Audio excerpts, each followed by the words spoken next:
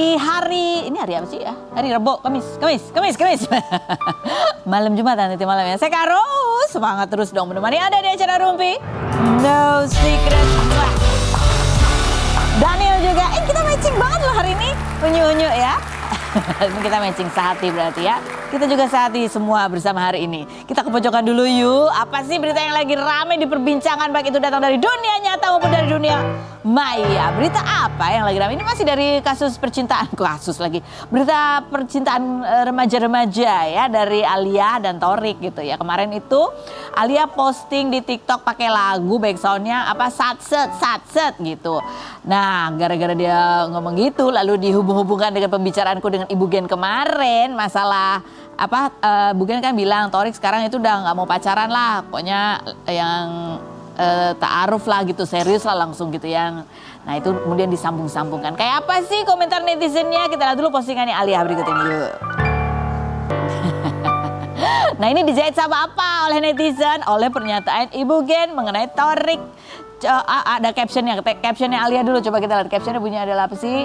Udah nggak butuh yang menyek-menyek katanya gitu ya. Sat langsung pelaminan aja lah gitu nih captionnya. Kalau Bu Gen ngomong apa kemarin? Coba kita lihat. Introduction apa lagi gitu? Nggak ada. Serius? Tapi emang Thorik orangnya begitu? Begitu gimana? Maksudnya kalau dia lagi deket atau naksir gitu, itu diam-diam dulu sampai pasti baru ngomong atau gimana? Atau dari awal-awal dia suka curhat? Yang jelas dia bilang, tuh kemarin, Mami aku tuh mau ikut kata Mami. Jadi pokoknya aku nggak mau pacaran. Oh nggak mau pacaran? Ya, jadi kalau misalnya nanti aku ketemu yang cocok, aku pinginnya biar nikah. Oh gitu. Ya. Terus prosesnya gimana? Ya jadi dia mengenal. Oh mengenal. Bu Gen maaf ya, kemarin Bu Gen udah ngomongnya udah hati-hati banget. Tetep aja nemu nih ada satu cocok dijahit netizen. Komentar netizen bunyinya coba kita lihat dulu. Nih jadi netizen menganggap bahwa postingannya Alia itu yang satset itu sebuah kode keras gitu ke Thorik. Dan kebetulan kan Thorik emang itu tadi ya nggak mau pacaran katanya. Jadi langsung cari yang serius aja. Jadi cari kalau udah pas langsung set gitu. Nih komentar netizen salah satunya ya. Aduh takutnya cuma jadi pelarian saja meskipun sampai menikah tapi kamu hanya miliki raganya tapi tak juga hatinya, itu lebih sakit banget loh katanya gitu. Ini ada lagunya ya? Apa sih? Ada lagunya kan ya? Ngarang ya udah nggak tahu deh. Berikutnya. Kalau nggak ada lagunya kita karang dulu lagunya.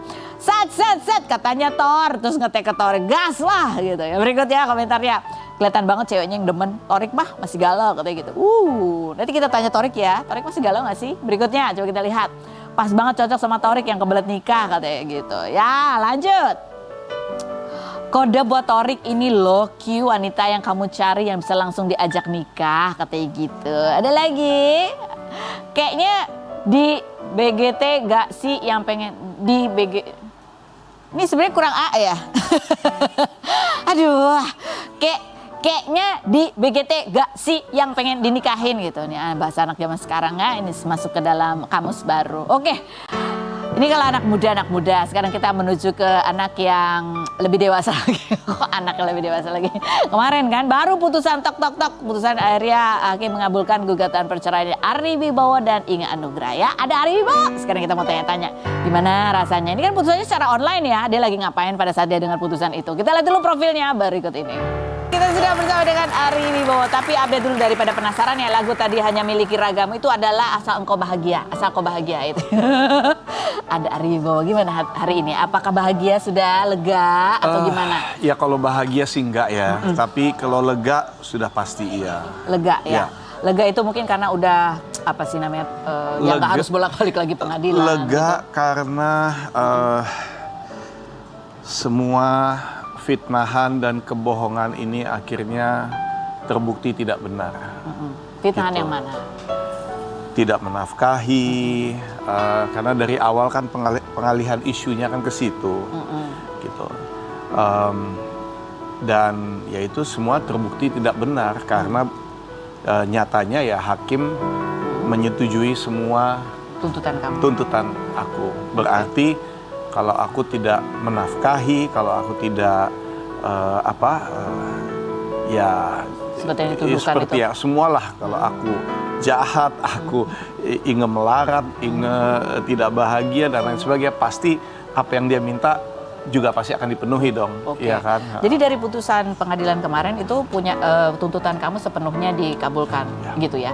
Sementara yang pengajuan dari Inge, ada yang dikabulkan atau nggak ada? Tidak ada sama sekali.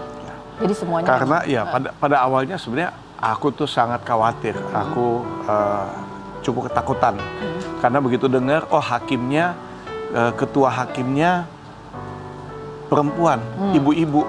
Sementara pada saat itu aku tuh yang merasakan banget bagaimana women supporting women, tapi maaf kayak tanpa memandang fakta gitu ya kan, cuman dengar sisi satu pihak dan langsung semuanya nyerang aku. Terus aku kepikiran, aduh bagaimana kalau si ibu hakim terpengaruh juga gitu, sampai ketakutan.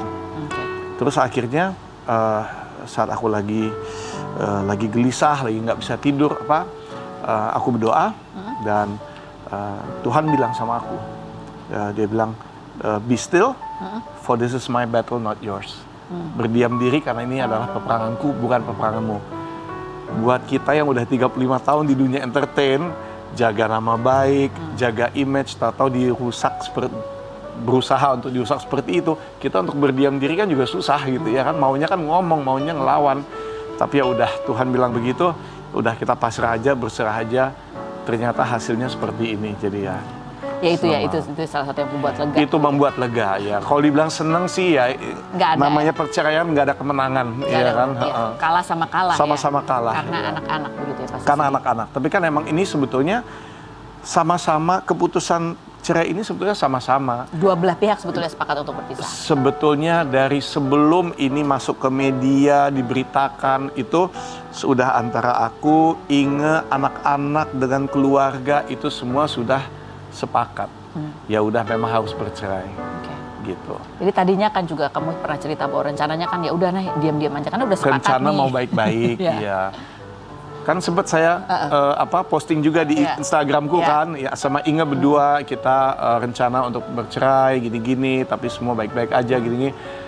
Nggak nyampe 2 hari, tahu-tahu dari pihaknya Inge, dari pihak mereka langsung nyerang saya lewat media. Kebetulan emang dia ada hubungan lah dengan orang-orang media yang udah dipegang, jadi langsung nyerang saya.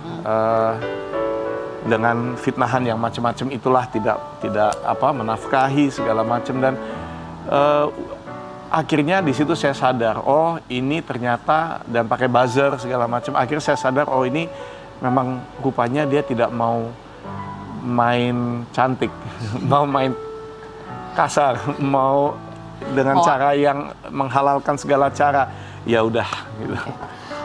Ya ini di awal-awal kan kita juga lihat ya, ini untuk seorang Ari Wibowo pada saat aku melihat reaksinya nih kayak, oh ini kaget kayaknya.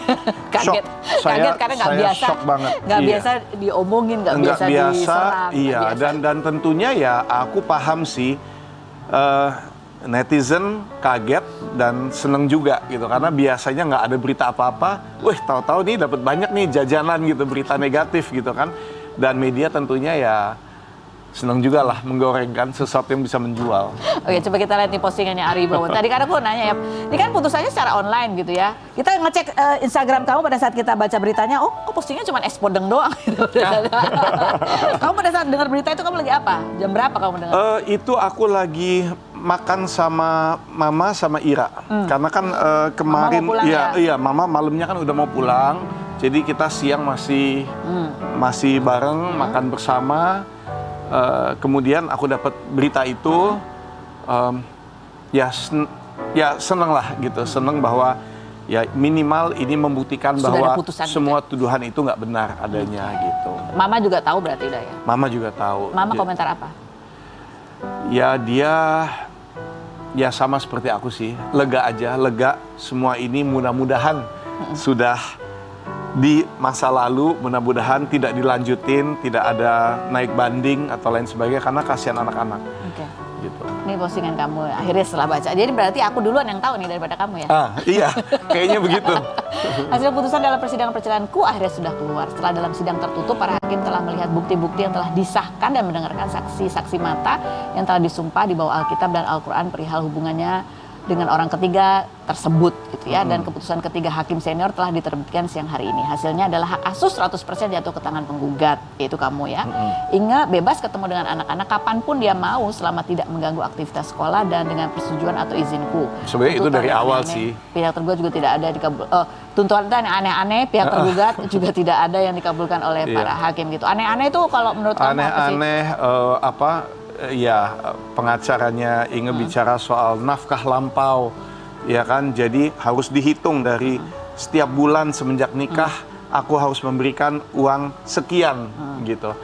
Ya pertama harus dibuktikan dulu apa benar tidak dinafkahi, apa benar kekurangan, apa benar menderita selama 17 tahun. Ya nyatanya itu semua terbukti tidak benar gitu.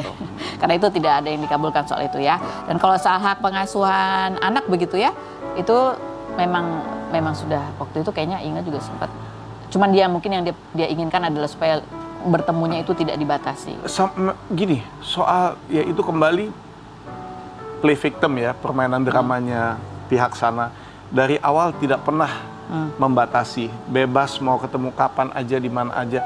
Anakku juga bukan anak kecil lagi, udah 15 tahun sama 14 tahun. Kapanpun dia mau ketemu, dia tinggal naik taksi, tinggal menghilang juga, aku nggak bisa berbuat apa-apa gitu. Oke, coba kita lihat dulu ini cuplikan wawancara kita dengan Inge begitu ya. Pada saat itu kan Inge sempat melontarkan apa sih yang membuat keresahan dia. Barangkali mungkin ya itu ya apa sih dia itu ketakutannya gitu ya. Mungkin Ari bisa menjawab gitu supaya ke depan ini juga udah nggak lagi rame gitu ya. Kasihan anak-anak soalnya. Coba kita lihat berikut. Gitu. Itu kan ya ada keinginan ya perpisahnya sepakat tapi masih ingin ada momen-momen yang sebetulnya masih ingin dirasakan lebih lama gitu. Salah satunya makan bareng. Udah dipikirkan belum pengaturan ke depannya gimana? Apakah harus emang dikirim lewat ojek aja atau gimana? Ya, kembali itu drama aja sih, itu drama aja. Selama 2 bulan, 2,5 bulan kita udah pisah ya dari kemarin ini.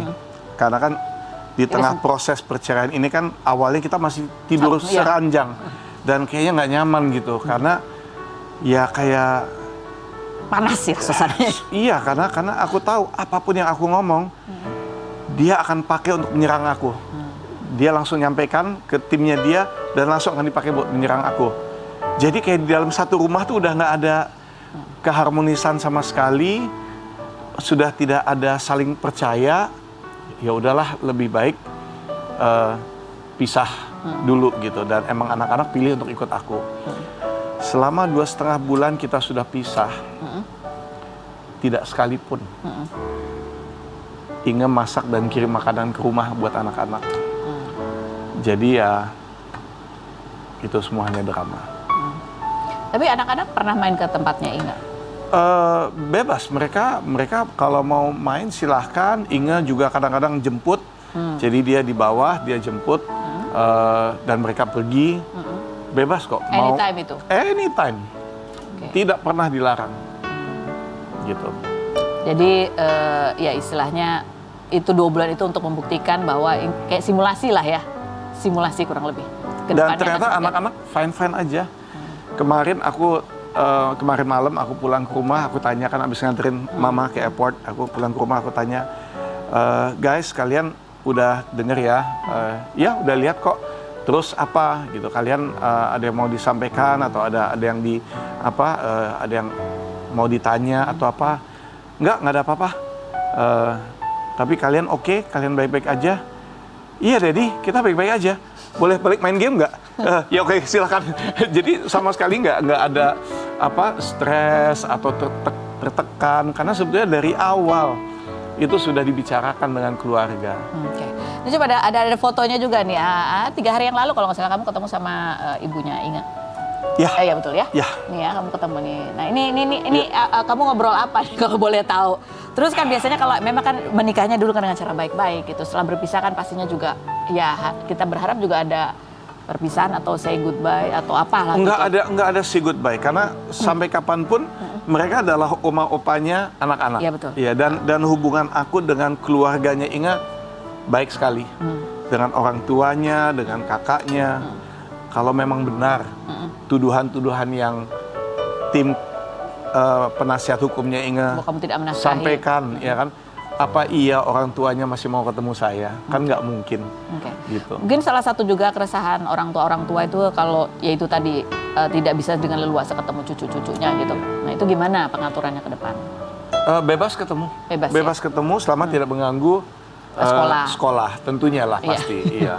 Karena kan utamanya adalah pendidikan mereka, sekolah mereka. Tapi di luar itu bebas, mau diajak keluar negeri, mau diajak keluar kota, mau nginep di rumah mertua, di rumah Inge, dengan mungkin nanti dengan suaminya atau apa, silahkan aja bebas. Okay.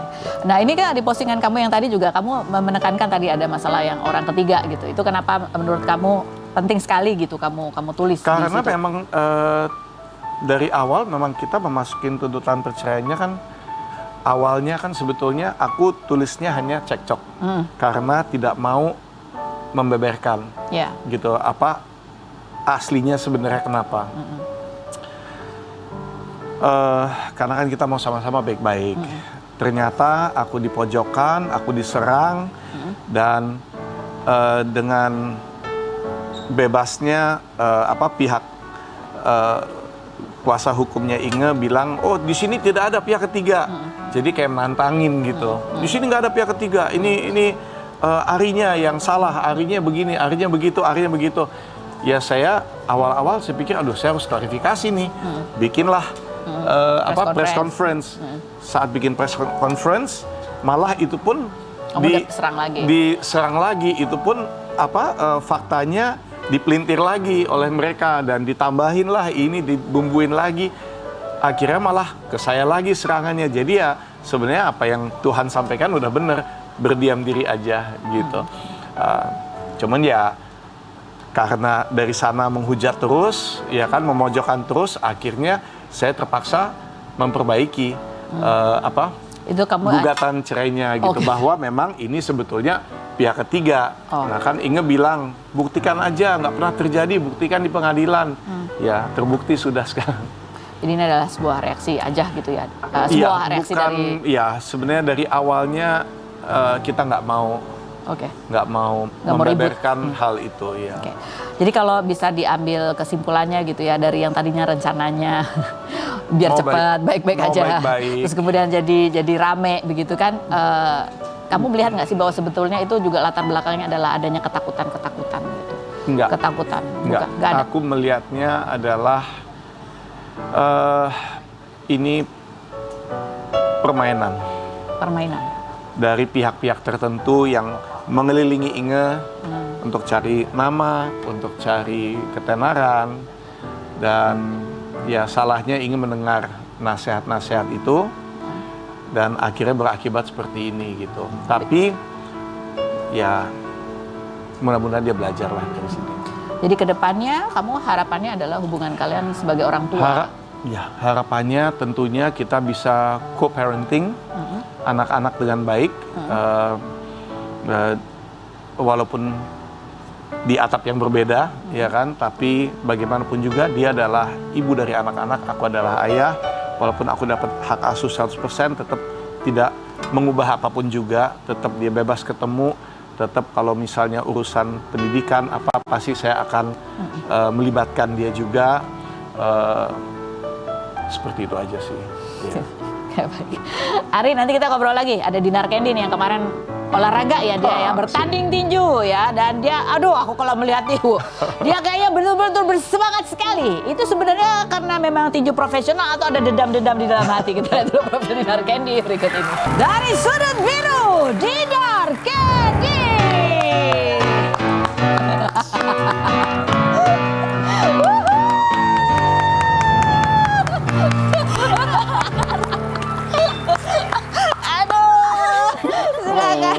Aduh, ya ampun, coba lihat.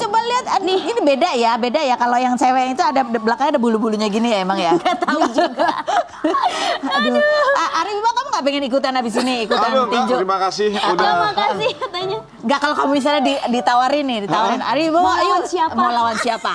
Artis juga. Lawan siapa? Jadi Corbuzier.